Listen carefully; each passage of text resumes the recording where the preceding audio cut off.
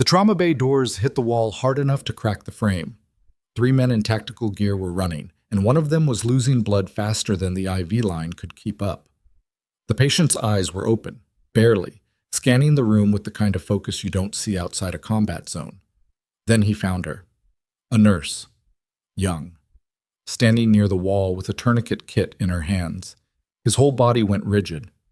"Don't let her touch me." His voice wasn't weak, it was terrified. "Get her out. Now." Every head in the room turned toward Emily Brooks. Nobody understood why a dying soldier would be afraid of a nurse. Nobody knew she wasn't supposed to still be alive. If this story already has you leaning forward, follow along and stay until the end. Like this video, leave a comment telling me what city you're watching from. I want to see how far this story travels. Let's go. The night had been slow until it wasn't. Raven Falls was the kind of mid-sized city where the hospital saw more diabetic crises and car accidents than anything resembling a mass casualty event. Hargrove Regional Medical Center sat on the east side of town, a 12-story building with a trauma center that the administration liked to call state-of-the-art in their brochures. The staff knew better. Half the call lights in the east wing had been broken for 3 months. The trauma bay's overhead light in Bay 2 flickered whenever someone ran the portable X-ray unit. The overnight charge nurse, a man named Roland Vick, had been submitting maintenance requests since February, and it was now October. Emily Brooks had worked the emergency department for 2 years, and she had learned early which battles to fight. The light in Bay 2 was not one of them. She was 31 now, though most people guessed younger. She had a quiet way of moving through a room that some of her colleagues mistook for timidity and others mistook for laziness. She wasn't either. She just didn't waste motion. She'd learned that somewhere she never talked about, and she'd kept the habit long after she stopped being the person who'd learned it. Tonight she'd already handled a pediatric asthma case, a man with chest pain who turned out to have severe anxiety and a very stressful divorce, and a 17-year-old with a laceration on her forearm that she'd claimed was from a bike fall, and that Emily was fairly sure wasn't. She'd spent 15 extra minutes in that room. She'd written down a number on a card and left it on the bedside table before she left. It was 11:48 p.m. when the ambulance bay doors opened and the radio crackled. "Hargrove Regional, this is Medic 7. We are incoming with a single trauma patient, male, estimated late 30s, GSW to the right lateral thorax. BP is dropping. We are 3 minutes out." Emily was already moving toward Bay 2 before Roland finished reading the alert. There were things she noticed as they brought him in that she didn't say out loud yet. The entry wound angle, the way his chest moved slightly asymmetrically when he breathed, the quality of his skin, which had the kind of pallor that didn't come from blood loss alone. It came from blood loss that had been going on longer than the medics realized. He'd been somewhere before the ambulance, somewhere without medical care. An hour, maybe more. She noticed the men who came in with him, 2 of them. Civilian clothes that fit too well and sat wrong across the shoulders, the way clothes sit on people who are used to wearing gear underneath. One had a military-style watch. Neither of them spoke to the paramedics. They stayed at the edge of the room and watched with the kind of stillness that was its own kind of loud. The patient's name, according to the intake form, was listed as Marcus Dell. She didn't think that was his real name. The trauma attending on call was Dr. Pamela Risa, a 15-year veteran of emergency medicine with a reputation for being fast and decisive. She came through the doors reading the paramedic report, already snapping orders, and the room organized itself around her the way it always did. IVs, monitors, the portable chest X-ray rolling in. Emily was setting a second line in the patient's left arm when his eyes opened. They were gray, very focused for a man who had been unconscious 30 seconds ago. He found her face, and something shifted in his expression that she couldn't immediately name. It moved through shock and into something else, something deeper and faster than simple recognition. His right hand came up, weak, slow, but deliberate, and he tried to grab the wrist of the man standing closest to him. "Don't!" His voice came out rougher than he probably wanted. "Don't let her—" He was losing the thread. Blood pressure. She checked the monitor. 84/56. He was trying to push through it by willpower alone, and it wasn't going to work much longer. "Get her out of here. That nurse. Get her out." Dr. Risa looked up from the chest X-ray. "Mr. Dell, you need to stay still." She was never... He was going under again. His eyes found Emily one more time. There was something in them she'd only seen in two places, in people who'd seen things they couldn't process, and in people who were carrying information they were terrified to lose. She was never supposed to survive. His eyes closed. The room went briefly quiet in the way rooms do when something has happened that nobody knows how to categorize yet. Dr. Risa moved on, because she was a professional and the man was crashing. "Let's get that chest film read. Where's respiratory?" Emily looked at the X-ray when it came up. She didn't say anything for a moment. She made herself look again, carefully, the way she'd been taught to look when the obvious answer felt too easy. Then she looked at the angle of the wound, then back at the film. "Dr. Risa," she said. "I see it, Brooks. The hemothorax is...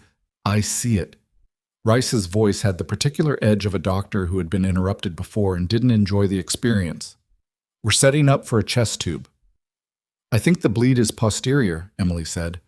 "The entry wound is, if you look at the trajectory, the X-ray shows a hemothorax on the right. We decompress the right. That's how this works." Risa didn't look at her. She was drawing up medication, focused, efficient. "Thank you, Emily." That was the tone that meant you're dismissed. Emily looked at the man on the table. His pressure was 79/50 now. She looked at the wound again. She looked at the X-ray. She thought about what she knew about bullet trajectories in lateral thorax wounds when the patient had been in an awkward position. She thought about a FOB in a country she wasn't going to think about. She thought about a surgical manual she'd read cover to cover 3 times and been tested on under conditions that had nothing to do with a hospital. "I think the primary bleed is posterior and inferior," she said. "The X-ray might be..." "Emily." Roland was at her elbow, quietly. "Let's step back and let the doctor work." She stepped back. She watched.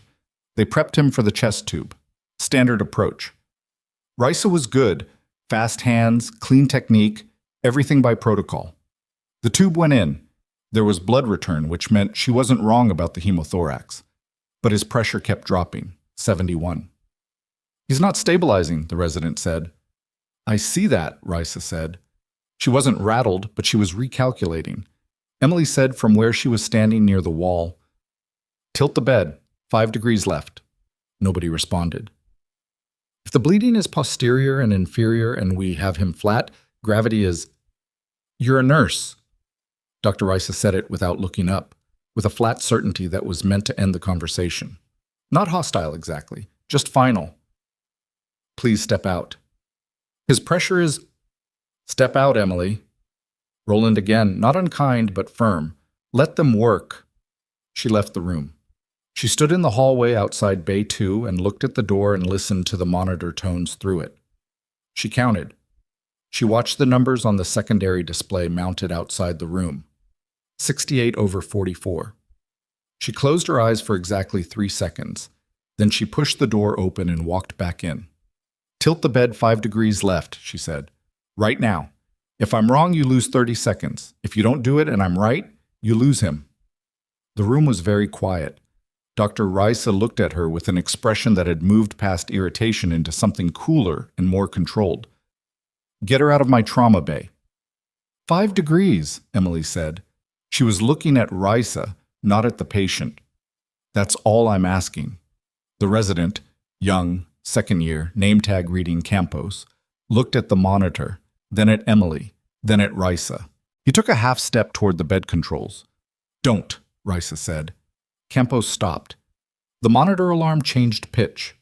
Everyone moved at once, and in the controlled chaos of the next 40 seconds, someone, Emily never knew who, she was already calculating drug doses in her head, tilted the bed. Not much. 5 degrees, maybe less. The bleeding slowed. Not stopped. Slowed. Enough. "What the..." Risa caught herself. Her hands kept working. Get the ultrasound. I need to see the posterior field." The ultrasound showed what Emily had said it would show. Nobody said anything to her directly. The team worked.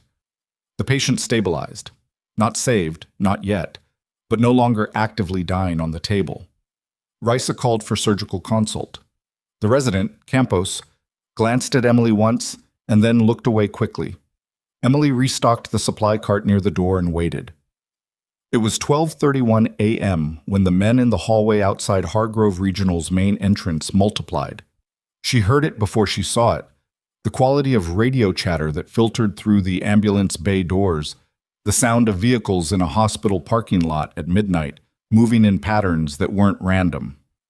She walked to the window at the end of the ER corridor and looked out. 2 black SUVs, a van. Men in tactical vests, but not police. The configuration was wrong. The way they moved was wrong. The absence of marked vehicles was wrong. She watched them for a moment before the charge nurse's desk radio crackled. Hargrove Regional Security, this is... A pause. A voice with the kind of practiced neutrality that meant whoever was speaking had received extensive training in sounding calm. This is a federal coordination notice. We are requesting that all external access points be secured. This is a patient security matter. Please comply. Roland looked up from the desk. He looked at Emily. What is this? I don't know, she said. She had an idea. Dr. Risa came out of Bay 2 looking irritated and unsettled in equal measure. Somebody want to tell me why there are military police in my trauma center? Military police. Emily looked past her toward the corridor and saw the uniforms and revised her assessment. Not MP exactly. The insignia was different. The bearing was different. These were unit-attached security personnel from something that didn't show up on standard military org charts. She'd worked with people from units like that. A long time ago. In a context she never discussed. The man leading them was in his mid-50s, silver at the temples, with a face that looked like it had been left out in bad weather for a long time. He had the kind of build that used to be something and was still reasonably close. He showed credentials at the desk, showed them, didn't hand them over, and spoke quietly to the hospital administrator who had materialized from somewhere, still in a blazer over what appeared to be pajama pants. We need to speak with the medical team treating patient in Bay 2, he said, and we need a list of all personnel who had contact with that patient in the last hour. This is a medical facility, the administrator said. You need a... There's a process. There is a process, the man agreed pleasantly. I'm in the middle of it. I need those 2 things in the next 4 minutes, or this becomes significantly more complicated for everyone. He paused. The patient's welfare is our primary concern. We're not here to interfere with his care. We're here to ensure his safety and yours. He said yours in a way that could have been reassuring, and wasn't quite. Emily was standing 15 feet down the corridor when he turned and his eyes found her. He went very still. It was the kind of stillness she associated with people who had spent time in places where the wrong movement at the wrong moment had consequences. She knew what it felt like from the inside. She recognized it from the outside. He looked at her for 3 seconds, then 4. Then he said something quietly to the man beside him, who wrote something on a tablet. Then he started walking toward her. Emily Brooks, he said, when he was close enough not to be overheard. It wasn't a question. My name badge says that, she said. I'm Colonel Dale Whitner. He didn't offer his hand. I need you to come with me. I'm on shift. I know. He glanced toward Bay 2. I know you redirected his hemorrhage. I'm told it was a posterior inferior field bleed that the imaging undersold. He looked at her. That's a very specific call to make from a lateral entry wound at that angle. I've seen the presentation before. I know you have. He said it carefully, as if he was weighing each word before he set it down. Ms. Brooks, when did you last speak with anyone from MSAB?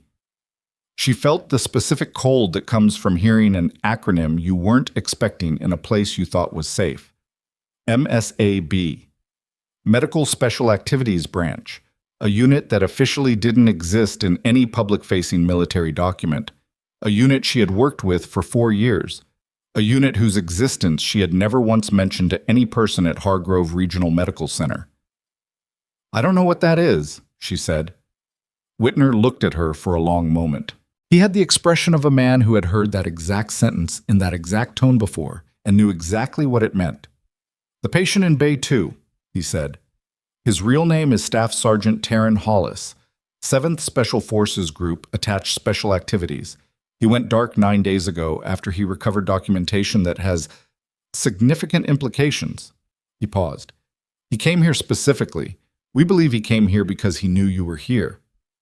She looked at Bay 2's door. Through the window, she could see the team still working, Risa at the ultrasound with the surgical resident. He said I wasn't supposed to survive, she said. She said it before she'd decided to say it. Whitner nodded slowly. There are people who believe that's true. Are those people in the building right now? He didn't answer right away. That was its own kind of answer. I need you to come with me, he said again, not because you're in trouble, because you're the only person in this building who understands what Hollis was carrying and why it matters, and because in approximately, he checked his watch, 18 minutes, this is going to become a very different kind of situation. Emily looked down the corridor. She looked at Roland at the desk, who was watching them with the expression of a man who had deeply underestimated what his Tuesday night was going to involve. She looked at Campos, who had just emerged from Bay 2 and was staring at the uniformed personnel with his mouth slightly open. She thought about the patient on the table, the way his eyes had found her, the specific quality of his fear. She thought about what she'd told herself she was, now in this city, in this building, a nurse, just a nurse. A person who had traded one set of skills for another and built something that looked like an ordinary life and had decided that was enough. What happens in 18 minutes, she said. Whitner's jaw tightened. Someone's going to try to make sure Hollis doesn't leave this hospital alive. Emily looked at him. Then she looked at the main entrance, where 2 of his personnel had positioned themselves with their backs to the door and their eyes on the room, watching sightlines, covering angles, doing the specific kind of threat assessment she had done herself more times than she'd counted in another life. She thought, they're covering the front. What about the loading dock? She said, there's a secondary access point off the south corridor, the loading dock. It's usually unlocked overnight for pharmacy deliveries. Whitner turned to the man with the tablet and said something sharp and low. Emily was already moving. Not running. Moving. The way she'd learned to move in environments where running was a signal that made everything worse. Fast and deliberate and without wasted motion, the same way she moved through her trauma bay at 11:48 when the radio crackled and everyone else was still processing. She went through the south corridor, past the supply room, past the linen closet, past the small break room where someone had left a half-full coffee cup on the counter. She stopped at the corner before the loading dock access and listened. She heard voices. 2 of them. Close. And underneath the voices, the specific sound of someone working a locking mechanism with something that wasn't a key. She backed up, pulled out her work phone, called the charge desk. Roland, she said when he picked up. Lock down the south corridor. Do it right now. Don't ask me why. Emily, what? Right now, Roland? She heard him start the lockdown announcement as she came back around the corner toward the main ER. Whitner had 3 of his personnel moving south at a jog. She stepped aside. One of them looked at her as he passed with an expression that was either assessment or recognition. She couldn't tell. She went back to Bay 2. The surgical resident Campos was outside the room updating a chart. He looked up at her. He's stable, Campos said. For now. Dr. Risa is... He stopped. You were right. About the bleed. I want you to know I saw that. It doesn't matter. It does, actually. He said it with the particular stubbornness of someone early enough in their career to still believe in saying true things out loud. You knew before any of the imaging confirmed it. How? Experience, she said. What kind of... A sound came from the south corridor. Muffled. Sharp. Once. Not quite right for a tool, not quite right for a door. Campos went white. Emily was already at the door of Bay 2 looking through the window at the patient on the table. Hollis, Staff Sergeant Taryn Hollis, still unconscious. IV lines running, monitor steady, steadier than it had been an hour ago. She pushed the door open. I need everyone to step back from the patient, she said. Dr. Risa looked up with an expression past irritation, past anger, into something that was almost amusement at its own absurdity. You are not. There may be armed individuals attempting to access this building, Emily said. I need you to move the patient away from the exterior wall, and I need everyone in this room to get down." The room was silent. Then the overhead speakers crackled with a sound that was not Roland's voice. It was a voice she didn't recognize, and it said something in 3 words that meant the situation had changed. "South doors breached." The announcement cut off mid-sentence, not because someone ended it cleanly, because the speaker line went dead, the kind of dead that happens when someone pulls a wire or a breaker trips or something hits the panel in the utility room 2 doors down from the communications hub. Emily knew the hospital's layout the way she knew most things she considered important, thoroughly and without making a show of it. The utility room was 20 feet from the south corridor access point. Whoever had come through that door knew the building. "Everyone down," she said. Not loud, just final. Dr. Risa opened her mouth. "Down. Now. Please." Emily was already moving to the patient's bed, disengaging the wheel locks, calculating the room. Bay 2 had 1 exterior-facing wall, north side, and 2 interior walls, and the door faced east. She needed the patient away from the north wall, and she needed something between him and the door. "You cannot move a post-surgical," Risa started. "He's not post-surgical yet, and if I don't move him, he won't get there." Emily had the bed rolling. It was heavier than she wanted, and the IV pole caught on the monitor cart, and she had to stop, untangle it, lose 4 seconds she didn't love losing. "Help me or don't, but get away from the window." Campos grabbed the other side of the bed without being asked. He was scared. She could see it in the set of his shoulders, the way he was breathing. But his hands were steady. She'd noticed that earlier. Good hands. Didn't freeze. They moved Hollis to the interior corner between the supply cabinet and the crash cart, with the cart itself angled to block sight lines from the door. It wasn't much. It was something. Risa had moved away from the window. She hadn't helped, but she'd moved, which meant some part of her had decided the situation was real.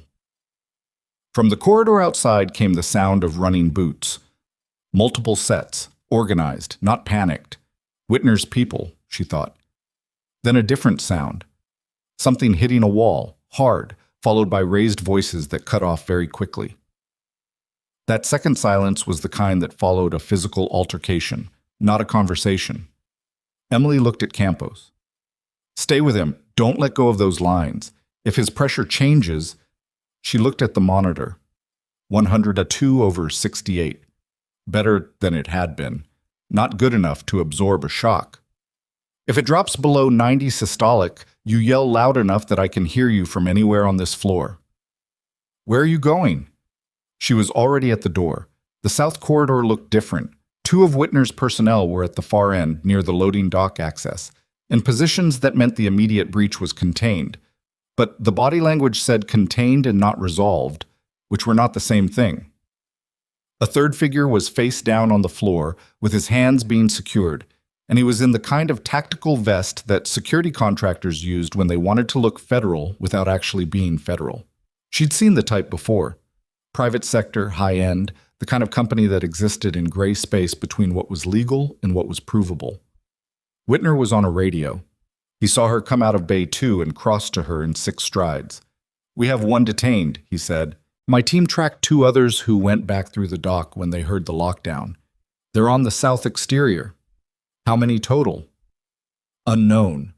We anticipated a 4-man team based on the intelligence we had. That intelligence may have been incomplete." He said it in the clipped tone of someone who was angry about a specific failure and didn't have time to be angry right now. "The patient needs to be moved. We need to relocate him to a secured area." "There's no secured area in this hospital. Every floor above 8 has restricted access badge entry. We can use... The elevator shafts have maintenance bypasses that override badge access," Emily said. "If someone knows the building, and the man on the floor over there suggests they do, restricted floors aren't restricted." She thought for a moment. "The MRI suite. Sublevel B. It's shielded. No exterior walls, single access corridor, and nobody goes there at midnight unless it's scheduled." Whitner looked at her with the expression she was starting to recognize. The one where he was reassessing something he'd previously assessed incorrectly. "You've thought about this building," he said. "I think about most buildings," she said. He got back on the radio. Getting Hollis to the elevator was the next problem. The man was stable-ish, tubed, with 2 IV lines and a monitor they couldn't leave behind, and the bed was not designed for rapid transport through corridors that had supply carts parked against the walls because the overnight staff used the hallway as auxiliary storage.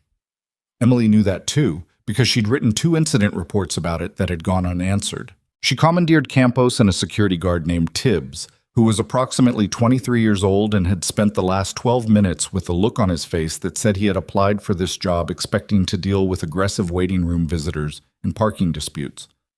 "You're doing fine," Emily told him, because he was, and because nobody had said it, and it cost her nothing. He blinked. "I don't feel like I'm doing fine." "Nobody does. Keep moving." They got the bed into the elevator with 2 inches to spare on either side. Risa had appeared in the hallway and stood watching with her arms crossed, and Emily couldn't tell if it was disapproval or the paralysis that sometimes took people when a situation moved faster than their authority structure could accommodate. "Dr. Risa," Emily looked back at her from the elevator. "The patient's chart needs to be updated to reflect the repositioning and the current vitals. I know tonight didn't go the way anyone expected, but he's going to need surgical follow-up in the next 4 hours, and someone needs to be tracking his output." Risa was quiet for a moment. Then she said, "I'll update the chart." That was all. The doors closed. Sublevel B was cold in the particular way of rooms that ran heavy machinery around the clock. The MRI unit itself, a constant low hum that Emily felt more than heard. The access corridor was exactly what she'd described. Single entry point, no windows, the kind of overhead lighting that was too bright and too steady, and made everything feel slightly clinical in a way that was, right now, a comfort. She'd take visible overshadowed. They positioned the bed at the back of the pre-scan room, which was shielded and wide enough. Campos ran new check. The monitor beeped steadily. Hollis hadn't woken up again, and Emily wasn't sure yet if that was the sedation or something else, and she added it to the list of things she was watching. Whitner came down 20 minutes later with 2 of his people and the controlled expression of a man who had resolved 1 problem and uncovered 3 more. "Second team made it off the exterior before we could interdict," he said. "Local PD is on notice. We have a perimeter outside the building." He sat down on a supply stool, which was the first time she'd seen him do anything that looked like human fatigue. "This is going to get complicated in the next few hours. The men who sent that team, they have reach into places that make the standard response protocols unreliable." Meaning? "Meaning I can't guarantee that every law enforcement asset I call tonight is clean." He said it flatly, without drama, which made it worse. Hollis had documentation. That documentation implicates people at a level where the reaction to a leak is... He stopped. The assault tonight wasn't random. Someone knew he was here and knew roughly when, which means someone with access to either our communications or hospital intake records. Emily thought about the intake form. The name listed as Marcus Dell. Whoever had done the initial paperwork had used a cover name, but cover names meant records, and records meant entries in systems that had access logs, and access logs meant anyone with the right permissions could see who had been admitted where and approximately when. "What was in the documentation?" she said. Whitner looked at her for a long moment. He had the look of someone performing a rapid calculation about how much truth was operationally appropriate. "Procurement fraud," he said. "Military contracts. Roughly $48 million over 6 years, routed through shell companies that were owned by individuals with direct ties to 3 senior officers. The documentation includes payment records, communications, and he paused again. Operational reports that were altered after the fact. Missions that were marked as successful that weren't. Personnel who were listed as lost to enemy action who weren't." Emily said, "Who weren't?" "Who were killed by friendly action." He said it like pulling a splinter son. Fast, because slow was worse. "To protect the contract relationships. To maintain the operational fiction that justified the funding." The room was quiet except for the MRI unit's hum and the monitor's beep. Emily looked at the floor. She thought about a specific date she hadn't thought about in 2 years. Then she put it back where she kept it and looked up. "That's why they want him dead," she said. "That's why they want the documentation destroyed and everyone who's seen it dead, yes." He met her eyes. "Including you, now." You were on a forward operating base that was listed in one of the altered reports. She knew which one. She'd known, some part of her had known, since the moment Hollis's eyes had found her face and gone terrified. Not at her, at what her presence meant, at what her being alive meant for the people who had reasons to want otherwise. He knew me, she said, from before. He was on that FOB. Different unit, different mission, but he was there. He saw what happened. He's been building the file for 18 months. Whitner leaned forward, elbows on knees, and she could see how tired he was underneath the professional composure. He came to Raven Falls because you were here, not because he knew you'd be on shift tonight. He was going to find you in the morning. He didn't have a morning. He got hit 3 hours before he planned to make contact. Emily was quiet for a moment. Then, you said my presence meant the documentation was more credible. Why? Because you filed a report, Whitner said. 2 years ago, before you separated. You filed an incident report about the FOB action with the IG office. It was suppressed, buried, technically, reassigned to a review process that was never going to complete. But it existed. It's the earliest documented record of a witness flagging the incident, and the people who suppressed it are 3 of the 7 names in Hollis's documentation. Emily felt something that wasn't quite anger and wasn't quite grief. Something older and more tired than either. I left because I thought it was gone, she said. I thought I'd filed the report. Nothing happened. I thought nothing was going to happen, and I couldn't keep being in the same institution that had... She stopped. I became a nurse, a regular nurse. I know. Whitner's voice lost some of its operational flatness. Not much. Enough. For what it's worth, the people who buried your report knew you'd filed it. They've had eyes on you since. Not aggressive. Monitoring, making sure you stayed quiet. And Hollis coming here changed that calculus. Yes. She stood up. She needed to be doing something with her hands.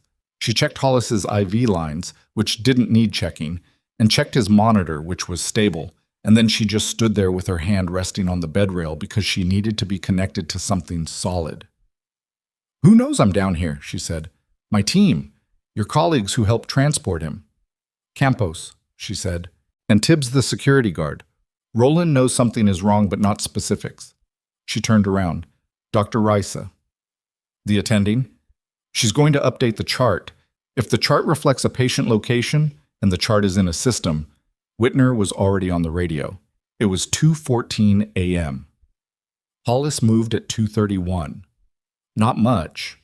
His hand, first, the fingers curling and releasing, and then his head turning slightly on the pillow, and then his eyes opening to the particular confused alertness of someone coming up through sedation and pain medication and trying to remember where they were. Emily was at his side before Campos finished saying his name. Hollis, she kept her voice even. Taryn, you're in a hospital. You're stable. You're safe right now. She said right now deliberately because she didn't want to promise something she couldn't guarantee. Don't try to sit up. His eyes found her. This time the fear wasn't there. Something else was. Recognition, yes, but underneath it something exhausted and almost relieved.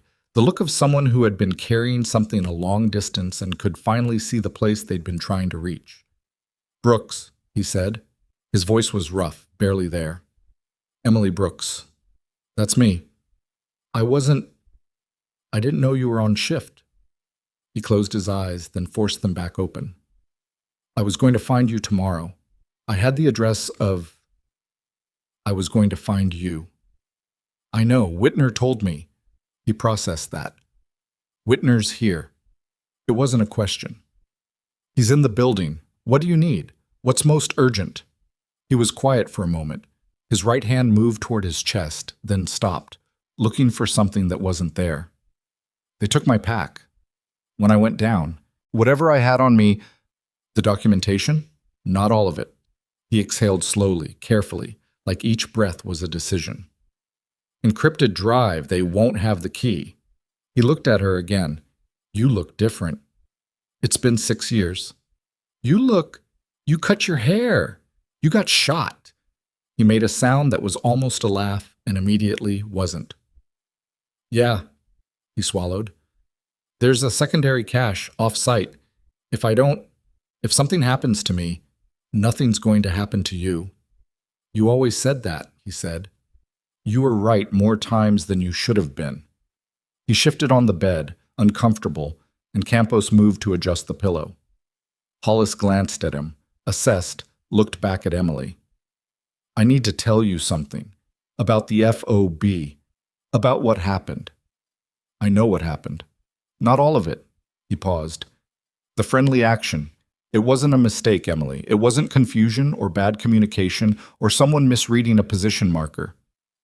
His voice was very quiet now, very deliberate. It was ordered, direct, specific, documented order that was later altered in the records. And the officer who gave that order, he's not a field officer anymore. She waited. He's a regional director of the Defense Contract Oversight Authority, Hollis said. His name is Garvin Shale. He has oversight authority over every military contract in 4 states, and he's been using it to continue exactly what he started 6 years ago, just at a larger scale. He looked at her steadily. He's also the reason your IG report was buried. He had a contact in the IG office who flagged your submission and had it reclassified. He's known your name for 6 years. Emily looked at the wall across from her. She thought about 2 years in Raven Falls, in this hospital, in an apartment 12 minutes away, thinking she'd walked away from something that was finished, thinking the silence meant absence. He knows I'm here, she said. He knew within an hour of my admission, Hollis said. Hospital intake systems logged to a federal database for certain patient categories. My admission triggered a flag. His flag. His breathing was getting harder. The effort of talking at this length was hitting the edges of what his body could currently manage. The team that came tonight, that was him. Fast response because the intake log was real time. Campos said, from behind her. His pressure's ticking up. I know. Hollis, rest. The secondary cache, Hollis said. His hand found her wrist. His grip was weaker than he probably wanted it to be. Storage unit on Caldwell Street, east side of Raven Falls, Unit 47. The code is the day we hit the Karzani FOB, month, day, year, 6 digits. You know the date. She knew the date. She knew it the way she knew which bones she'd set and which wounds she'd closed on which people in which order. Not because she'd tried to remember, but because some things don't leave. Rest, she said. He let go of her wrist. His eyes stayed open for another moment and then closed. Not unconsciousness, but something closer to surrender to exhaustion. The controlled shutdown of someone who had pushed past their limit and had decided this was the moment they could stop pushing. Campos said quietly, He's okay. Pressure's 108/70. He needs about 6 more hours of not talking. Make sure he gets them, Emily said. She went to find Whitner. He was in the corridor outside the MRI suite, on a phone call that he ended when he saw her face. She told him about Garvin Shale in 2 minutes flat, the way she'd learned to brief. What, who, where, significance, in that order, without editorializing. Whitner listened with his arms crossed and his face doing something complicated.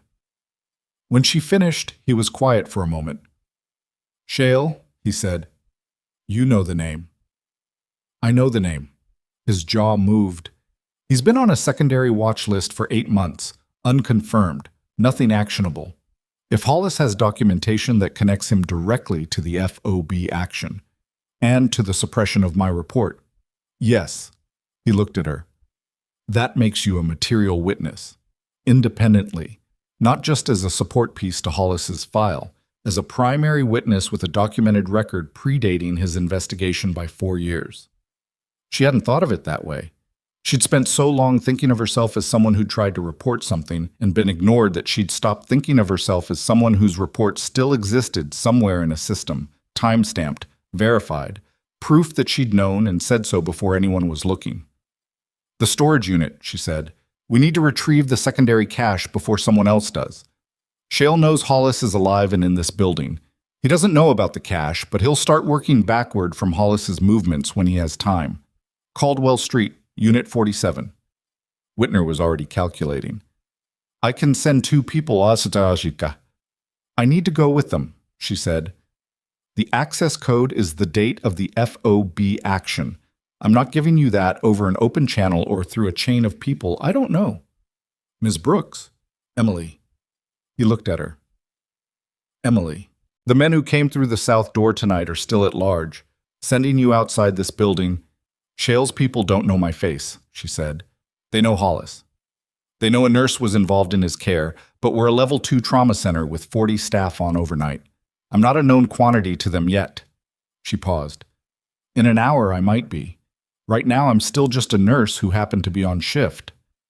He thought about it. She could see him doing it, running the risk calculation, weighing variables, the particular expression of someone who didn't love any of the options available. 2 of my people, he said. You stay between them. You give the code at the unit, and you do not touch anything inside until my team has documented and secured it. Agreed. And you tell me what you're thinking before you do it. She looked at him. That's not really how I work. I know. He almost smiled. It didn't quite make it all the way.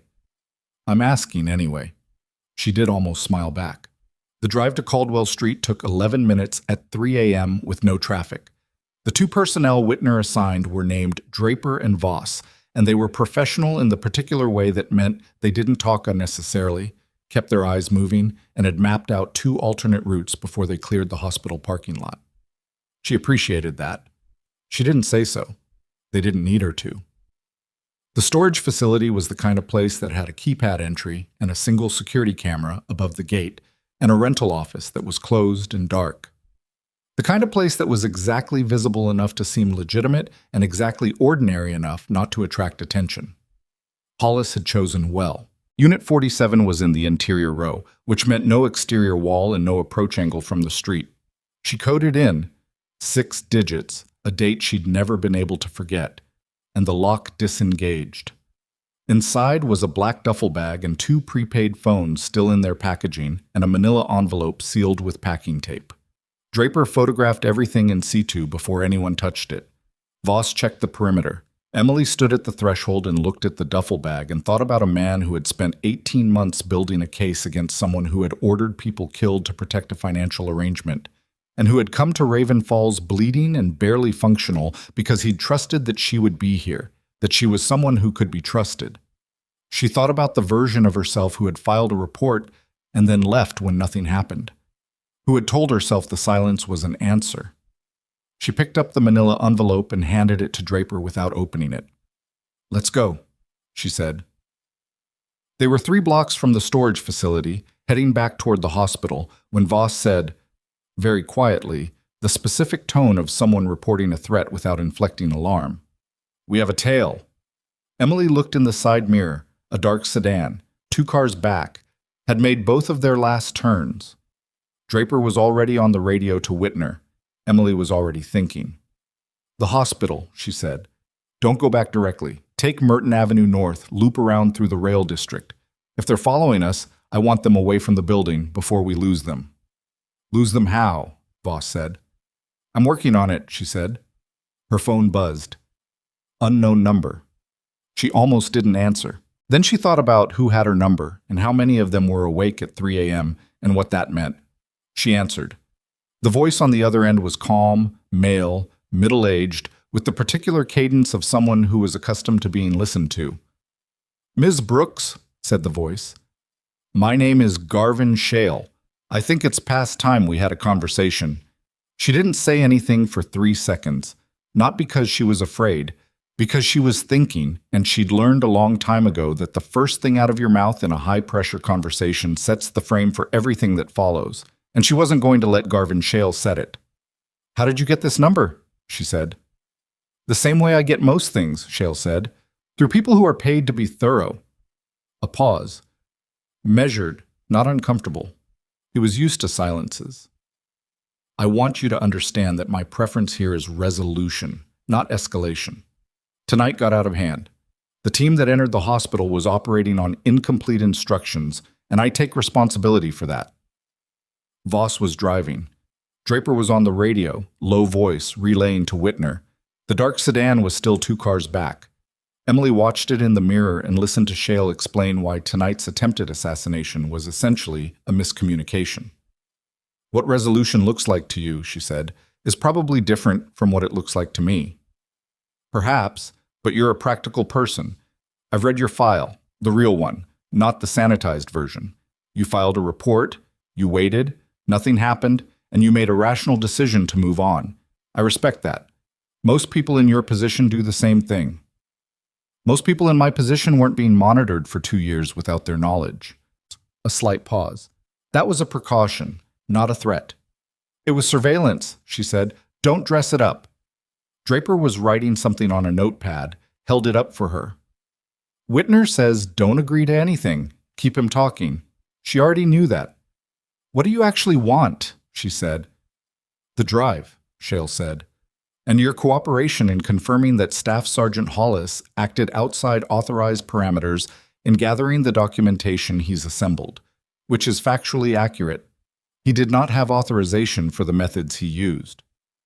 He didn't have authorization, Emily said slowly, to document crimes committed by you. He didn't have authorization for the collection methods regardless of what he believed he found. The pleasantness in his voice developed a harder edge underneath, like pavement showing through worn carpet. What he found is subject to interpretation. What he did to find it is not. Where are you right now? She said. Another pause. Shorter this time. She'd surprised him with the directness. That's not relevant to... Are you in Raven Falls? She said. Because if I'm going to have this conversation with you, I'd rather do it without a car following mine through the rail district at 3 a.m. Silence. The sedan changed lanes, not accelerating, just repositioning. Tell your car to pull over, Emily said. Let us go back to the hospital. If you want to talk, talk. But if you're positioning for a second attempt, you should know that the documentation from the storage unit is already in a chain of custody that doesn't run through me or through Hollis. Killing us doesn't close the file. That last part wasn't true yet. But it would be in about 20 minutes if Whitner did what she expected him to do with the materials Draper had already photographed and relayed. The sedan slowed. You're bluffing, Shale said. Maybe, she said. Try me. She ended the call. Draper looked at her, or Voss looked at her in the rearview mirror. Was that true? Draper said. About the chain of custody? It will be in 15 minutes, she said. How fast can Whitner move the documentation through a secure relay? Draper got back on the radio. The sedan turned off at the next intersection. It might have been a tactical reposition. It might have been a decision to recalculate. She didn't know which and didn't have the luxury of finding out. She watched the intersection until the sedan's taillights were gone, and then she made herself look forward. They were back at Hargrove Regional at 3:47 a.m. The building looked different than it had when she'd left. More vehicles, better positioned personnel, a mobile communications unit parked near the ambulance bay that hadn't been there before. Whitner had been busy while she was gone. She didn't know yet if busy was going to be enough. He met them at the ambulance bay entrance, looked at the duffel and the envelope, and said, Relays active. Digital copies went to 3 separate secure servers in the last 8 minutes. Originals stay in physical custody. He looked at Emily. Shale called you. He wants the drive and a statement from me saying Hollis acted without authorization. What did you say? I told him no and hung up. Whitner took a breath. It was the first time she'd seen him look something close to rattled. He called you, which means he knows you specifically, which means you're not a peripheral figure to him anymore. I know. That changes your risk profile significantly. I know that too. She handed him the manila envelope. The secondary cash from Hollis. I didn't open it. Draper documented everything in situ. She paused. Has Hollis's condition changed? Stable. Campos has been with him. The surgical consult came down. Dr. Rice's colleague, someone named Warwick. He wants to go back in within the next 2 hours for a secondary bleed that's still active but manageable. He looked at her steadily. You should know that Dr. Rice spoke with hospital administration about an hour ago. About tonight. About your role in stabilizing the patient before transport. Emily said nothing. She told them your intervention changed the outcome. She didn't have to do that. No, Emily said. She didn't. She went back down to sublevel B. Campos was in the pre-scan room, sitting in a chair he'd pulled up next to the bed, charting on a tablet. He looked up when she came in, and the relief in his face was the kind that young doctors sometimes show when someone with more experience returns to a room, the relief of not having to be solely responsible for a situation that was too large. He woke up again around 3:30, Campos said. Lucid. Asked about you. I told him you'd be back. How's his output? Urine output's okay. The drain from the chest tube, it's slowing down, but Dr. Warwick thinks there's still a small posterior bleeder that didn't resolve with the repositioning alone. He wants to go in laparoscopically, minimize the trauma. Good. She checked the monitor, looked at the drain, looked at Hollis's face, which even in sleep had a quality of suspended tension, like a person who hadn't fully believed in safety for a long time. Campos, you've been here since midnight. You're a second-year resident. I'm aware. When did you last eat something? He blinked. I don't know. Dinner, I think. Before shift. There's a vending machine on B1. Get something and take 10 minutes. She looked at him. I'll be here. He hesitated. I don't want to leave him. I know. That's why I'm telling you to go. 10 minutes and you come back better than you are right now. You've been running on adrenaline since midnight and it wears off at the worst time. She met his eyes. Go. He went. She pulled the chair closer to Hollis's bed and sat down. The room hummed around her. She thought about Garvin Shale's voice, the careful pleasantness of it, the way he'd said, I take responsibility for that about an assassination attempt, the way a middle manager might take responsibility for a scheduling error. She thought about 6 years of silence and what silence had allowed to continue growing. Hollis's hand moved. Then his eyes opened. You went out, he said. His voice was clearer than before, still rough, but clearer. Retrieved your cash. It's in secure custody. He exhaled. The drive is on Whitner's team. Digital copies already relayed. She watched his face. Shale called me. His eyes sharpened. When? An hour ago. He wants the documentation and a statement from me backing his narrative about your methods. He's scared, Hollis said. There was something in his voice that wasn't satisfaction exactly, more like the grim recognition of a thing finally being confirmed. When he starts making calls himself, he's scared. He doesn't make calls, he sends people. He sent people first, Emily said. When that didn't work, he tried the phone. Order of operations. Hollis shifted, grimaced, controlled it. The documentation, the FOB action, it's in there. The original order, the alteration, the identifiers. It's complete. I know. Do you know what you're going to do? He said, not pressing, just asking. She thought about it honestly. Whitner says I'm a material witness, independently. She looked at her hands, which were a nurse's hands, small calluses in the right places, always slightly dry from washing. I filed a report 6 years ago. It existed. They buried it, but they couldn't delete it, apparently, because it was copied to a congressional oversight file as a routine procedural step before the reclassification. Someone in the IG office followed protocol for half a second before following Shale's instructions, and it left a trace. I found that trace, Hollis said. That's how I found you. The room was quiet for a moment. You could have just sent me the file, she said. No, he said. I couldn't. He met her eyes. I needed a witness who was credible and in country. Someone who'd been there.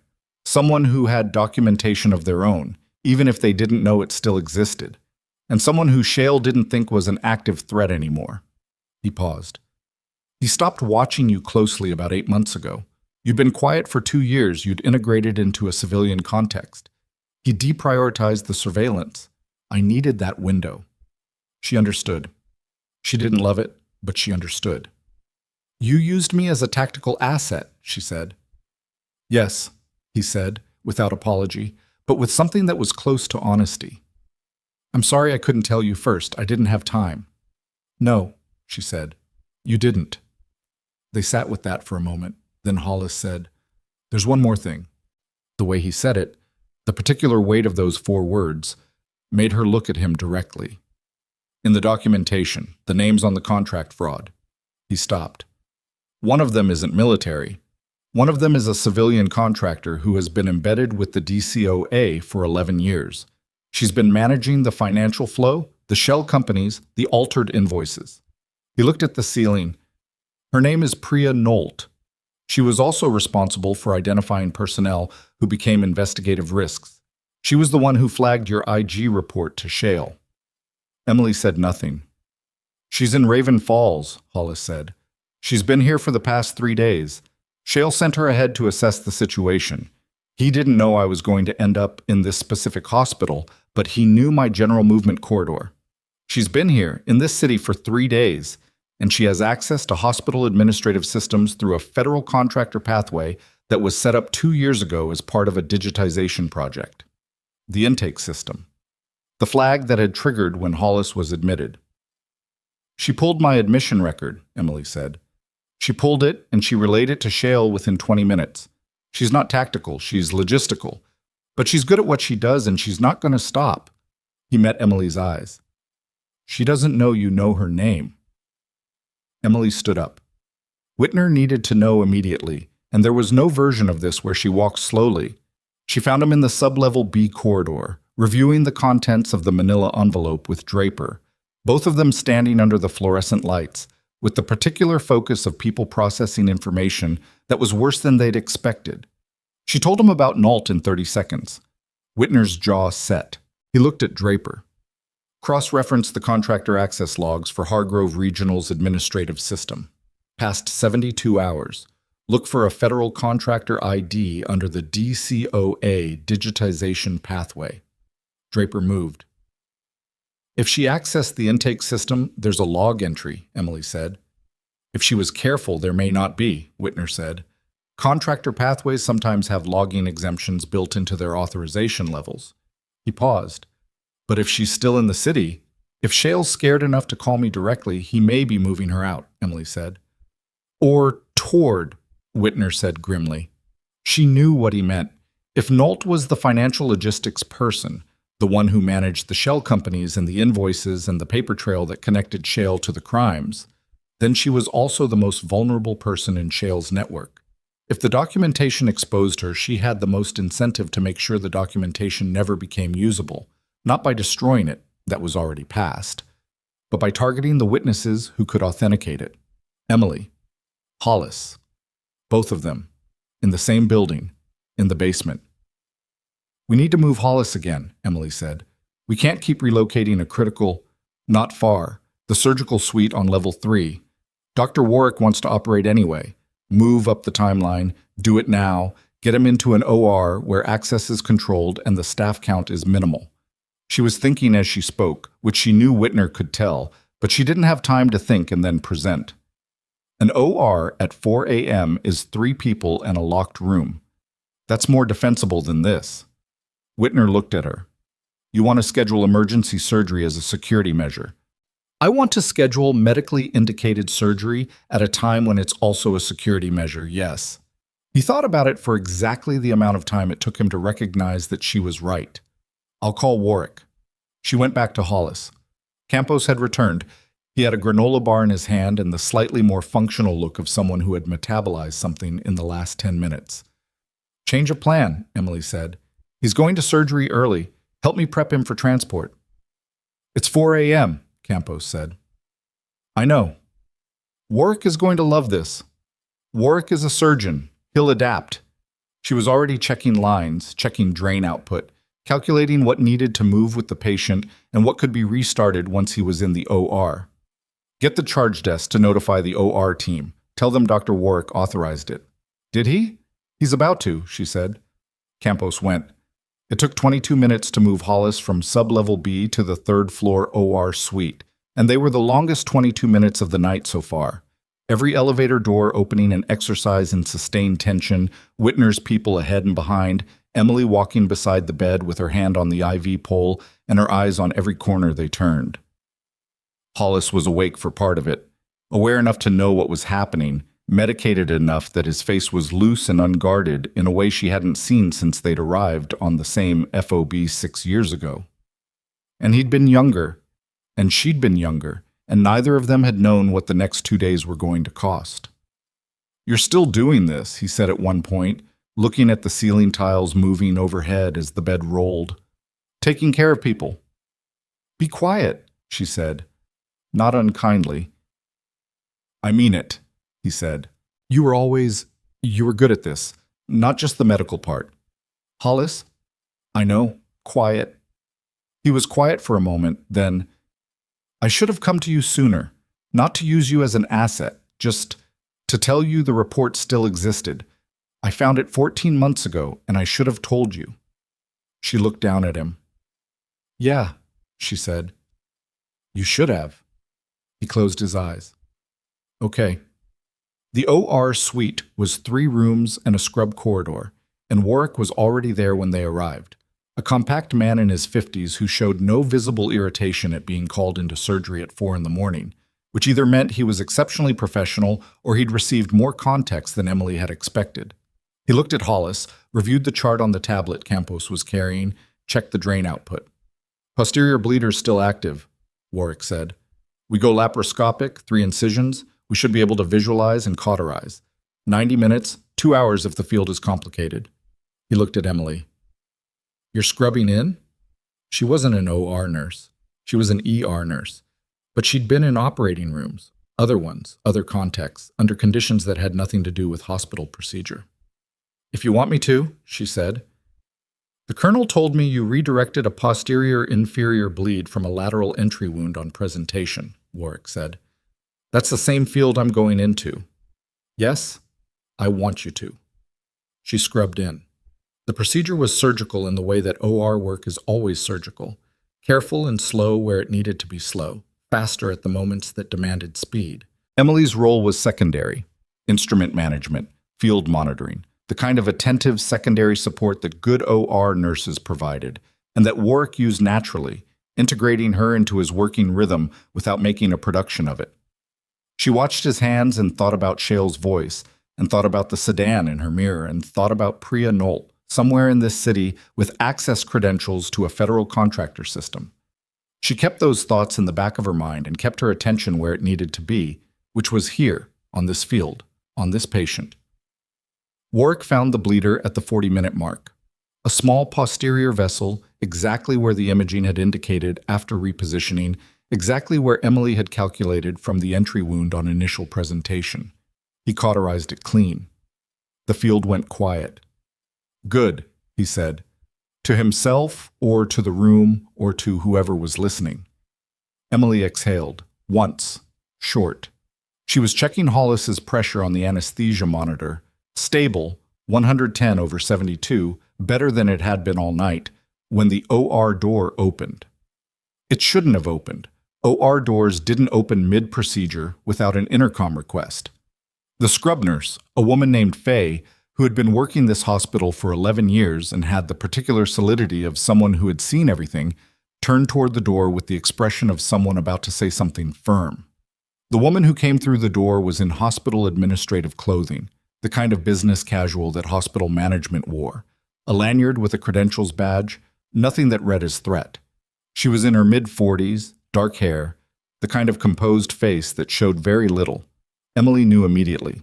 Not from a photograph, from the quality of her stillness, from the way she looked at Hollis on the table before she looked at anything else. Priya Nolt.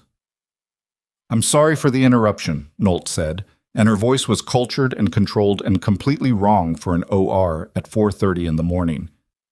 "I'm with the Federal Digitization Oversight Office, and I need to—" "Get out of my OR," Warwick said. Not loudly, with the absolute authority of a surgeon whose sterile field had been broken. Nolt's eyes found Emily, and everything that had been cold and composed in her face went very briefly, very visibly, somewhere else. She knew exactly who Emily was. She'd known before she walked through the door. She'd come because she knew. "Ms. Brooks," she said, "I think—" "Faye," Emily said, "lock the OR door." Faye moved. Nolt moved faster. She had something in her left hand that Emily registered in pieces because the mind processes threat in parts when the threat is unexpected in a supposedly safe environment. A syringe, capped, but her thumb was already on the cap, and she was 3 steps from the table, and Hollis was under general anesthesia and couldn't protect himself, and Warwick was on the wrong side of the table with instruments in his hands. Emily was between the supply cart and the anesthesia station. She moved. Not thinking. The thinking happened somewhere underneath and ahead of the action, the way it always had, the way she'd spent 6 years trying to leave behind and had apparently not left behind at all. She caught Nolt's left wrist before the cap came off, drove it upward, and used the momentum and the angle and the fact that Nolt was off balance from moving too fast to take her down to the floor in a controlled drop that was loud and hard and ended with the syringe skittering across the OR tile and Nolt's arm locked at an angle that prevented her from moving without breaking something. The room was completely silent for 1 second. Then Faye said with remarkable composure, "I'm calling security." "Call Colonel Whitner," Emily said. She was breathing harder than she wanted to be. Her knee was on the floor, her hands were on Nolt's wrist and shoulder, and her scrubs were no longer sterile. "His number is at the charge desk. Tell him we have Nolt." Nolt, on the floor beneath her, said nothing. But her breathing was fast and her eyes were moving, but calculating, still calculating, even now, looking for an angle that wasn't there. Warwick said from the table, "Is my patient safe?" Emily looked at the syringe on the floor, looked at Hollis's monitor, looked at Nolt. "Yes," she said. "Finish the procedure." Warwick looked at the floor, at Emily, at Nolt. He made the particular expression of a surgeon who has encountered something entirely outside his operative experience and has decided to prioritize his patient over processing it. He turned back to the table. Emily held Nolt's wrist and listened to the OR resume around her and thought about what a syringe in an OR at 4:30 in the morning meant. What had been in it, what it had been for, whether Shale had sent Nolt specifically to do this, or whether Nolt had made this decision herself when the tactical options closed around her. Then her phone buzzed in her pocket. She couldn't get to it. Both hands were occupied. Faye crossed the room and read the screen. Her face changed. "It's Colonel Whitner," Faye said. "He says—" She stopped, read it again. "He says there are 4 armed individuals in the main lobby. He says they identified themselves as federal agents. He says he thinks they're not." Emily looked at Nolt on the floor. Nolt's mouth curved slightly. Not a smile. Something uglier than a smile. "He has more reach than you thought," Nolt said. Her voice was completely steady for someone pinned to an OR floor. "He always has." Emily didn't look at Nolt when she said it. She was already thinking past her, past the OR, past the immediate problem of a woman on the floor to the larger problem of 4 men in the lobby who were probably not federal agents and were definitely not there to help. "Faye," she said, "how many people are in this building right now that don't need to be?" Faye understood the question in the way that 11-year veterans of a hospital understand questions, fast and without requiring elaboration. "Night janitor on 2, 2 nurses on the ward, 4, pharmacy tech in the basement, and us. Get everyone to the 3rd floor staff lounge and lock the door. Don't use the main elevators." She looked at Warwick, still at the table, still working. "How much longer?" 15 minutes to close," Warwick said without looking up. "Then we have 15 minutes." She looked at Faye again. "Go." Faye went. Emily pulled zip ties from the emergency supply drawer on the wall, so they were there for restraint situations, patient security, the kind of thing ER departments stocked and hoped not to use, and secured Nolt's wrists behind her back with the particular efficiency of someone who had done it before in contexts that hadn't involved a hospital supply drawer. Nolt didn't resist. She'd stopped calculating visible angles and moved to whatever internal accounting she was running, which was almost more unsettling. "The syringe," Emily said. "What was in it?" Nolt said nothing. "Potassium chloride," Emily said. "Or succinylcholine, something that reads as cardiac event in a post-surgical patient." She looked down at her. "That's what you had." Still nothing. "It doesn't matter," Emily said. "We have you on camera. Every OR has 3 cameras. We have the syringe. We have your access logs." She stood up, leaving Nolt sitting against the wall. "You're done. The question is whether you're done alone or whether you take Shale with you, and that's a decision you should probably make in the next 10 minutes while there's still something to negotiate with." Nault looked up at her. Whatever calculation she'd been running internally had reached some conclusion. "He'll say I acted independently," she said. Her voice was flat and certain.